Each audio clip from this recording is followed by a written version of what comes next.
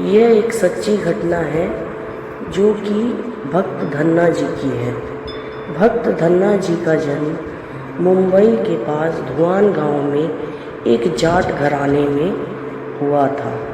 आपके माता पिता कृषि और पशुपालन करके अपना जीवन यापन करते थे।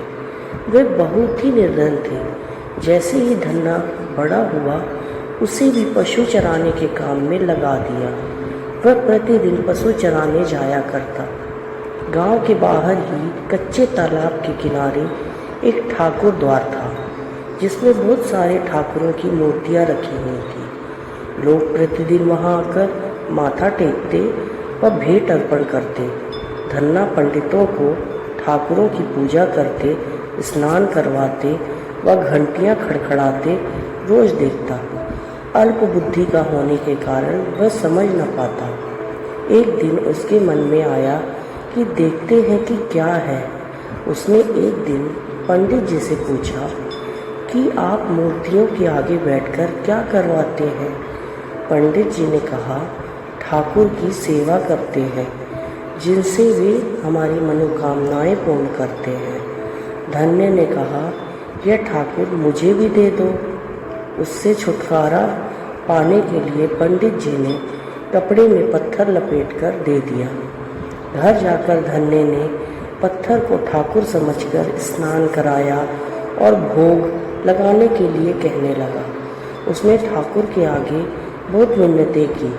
धन्य ने कसम खाई कि यदि ठाकुर जी आप नहीं खाएंगे तो मैं भी भूखा ही रहूँगा। उसका यह प्रण देखकर प्रभु प्रकट हुए तथा रोटी खाई व लस्सी पी।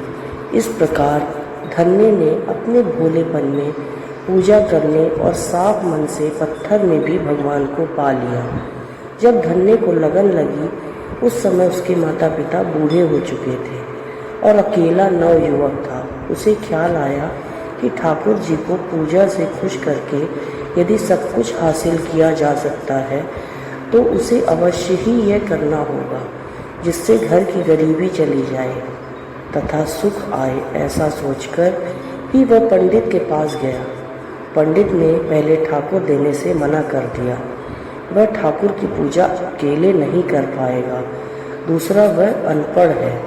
तीसरा, ठाकुर जी मंदिर के बिना कहाँ रह सकते हैं और ना ही कहीं प्रसन्न रह सकते हैं।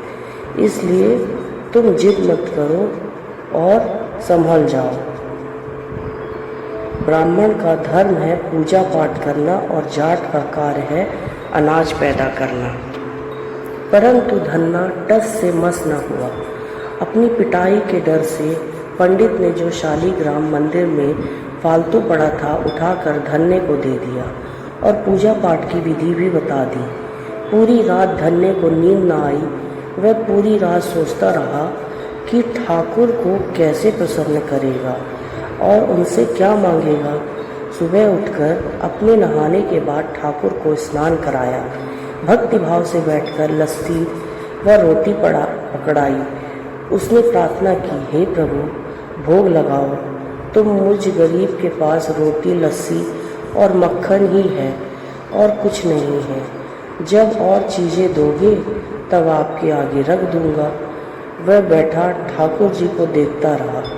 अब पत्थर भोजन कैसे करेंगे। पंडित तो भोग का बहाना लगाकर सारी सामग्री घर ले जाता था, पर भले बालक को इस बात का कहाँ ज्ञात होता था। वह व्याकुल होकर कहने लगा कि क्या आप जाट का प्रसाद नहीं खाते? दादा तो इतनी देर नहीं लगाते थे। यदि आज आपने प्रसाद न खाया तो मैं मर जाऊंगा, लेकिन आपके बगैर नहीं खाऊंगा। प्रभु जानते थे कि यह मेरा निर्मल भक्त है, छल कपट नहीं जानता। अब तो प्रकट होना ही पड़ेगा। 1 घंटा और बीतने के बाद धन्ना क्या देखता है कि श्री कृष्ण रोज भगवान की रोटी मक्खन के साथ खा रहे हैं और लस्सी पी रहे हैं। भोजन खाकर प्रभु बोले, धन्य, जो इच्छा है मांग लो, मैं तुम पर प्रसन्न हूँ। धन्य ने हाथ जोड़कर विनती की भाव से, जो तुम्हारी भक्ति करते हैं तो उसके कार्य संवार देता है।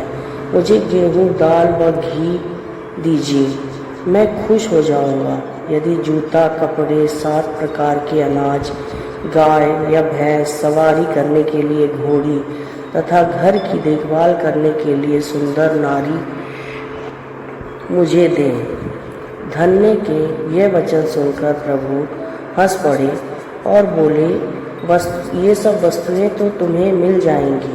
प्रभु बोले, अन्य कुछ? प्रभु, मैं जब भी आपको याद करूं, आप दर्शन दीजिए। यदि कोई जरूरत हुई तो बताऊंगा। तथास्तु, भगवान ने उत्तर दिया। हे प्रभु, धन्ना आज से आपका आजीवन सेवक हुआ। आपके अलावा किसी अन्य का नाम नहीं लूँगा। धन्ना खुशी से दीवाना हो गया। उसकी आंखें बंद हो गईं। जब आंखें खोली तो प्रभु वहाँ नहीं थे। वह पत्थर का शालिग्राम वहाँ पड़ा था। उसने बर्तन में बचा हुआ प्रसाद खाया, जिससे उसे 3 लोकों का ज्ञान हो गया। प्रभु के दर्शनों के कुछ दिन पश्चात धन्य के घर सारी खुशियाँ आ गई। एक अच्छे अमीर घर में उसका विवाह हो गया। उसकी बिना बोई भूमि पर भी फसल लहलहाने लगी। उसने जो जो प्रभु से मांगा था उसे सब मिल गया। किसी ने धन्य को कहा, चाहे प्रभु तुम पर प्रसन्न हैं, फिर भी गुरु धारण करना चाहिए। उसने स्वामी रामानंद जी से का नाम बताया। एक दिन अचानक ही रामानंद जी उधर से निकले।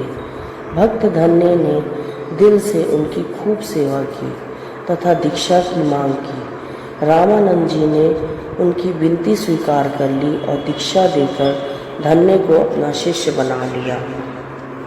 धन्ना भगवान के नाम का सुमिरन करने लगा। तो ये थी भक्त धन्ना की कहानी। आपको अच्छी लगी हो तो प्लीज़ चैनल को लाइक करें और सब्सक्राइब करें।